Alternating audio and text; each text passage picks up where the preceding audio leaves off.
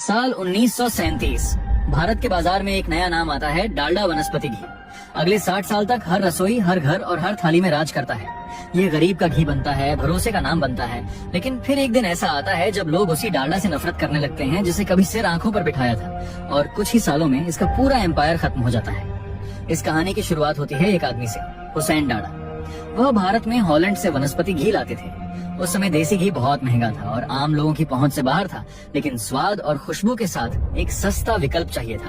फिर आते हैं लीवर ब्रदर्स, जो हुसैन दादा के साथ मिलकर 1937 में एक नया ब्रांड बनाते हैं। डाडा में अपना एल जोड़कर नाम रखा जाता है डालडा। इसके बाद शुरू होता है भारत का पहला बड़ा मार्केटिंग अभियान। क्योंकि भारत में उस समय गाड़ियां नहीं होती थी, तो इस मार्केटिंग में गाड़ियां गली गली घूमती थी, जिस पर डालडा के डिब्बे का डिजाइन बन होता था। मुफ्त सैंपल बांटा गया और धीरे धीरे लोगों की पसंद डालडा बन गया और हर घर का हिस्सा बन जाता है। 1950 से 1980 के बीच डालडा का मतलब ही वनस्पति घी हो जाता है। हर शादी, हर त्योहार, हर मिठाई में डालडा की खुशबू होती है। इनकी ग्रोथ में भारत की गवर्नमेंट का बड़ा योगदान रहा है।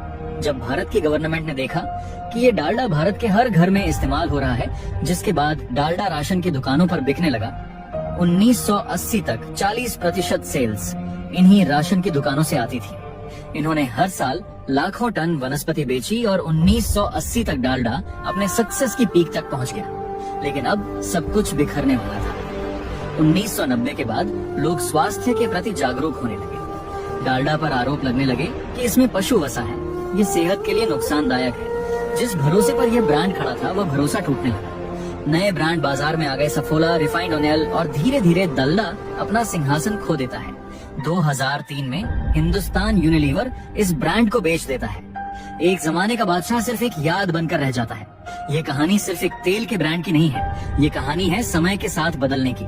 चाहे आप कितने भी बड़े हों, अगर आपने खुद को और अपने काम को वक्त के साथ बदलना नहीं सीखा, तो एक दिन दुनिया आपको पीछे छोड़ देगी। डालडा गिरा क्योंकि वह बदला नहीं। जिंदगी में वही टिकता है जो बदलना जानता है।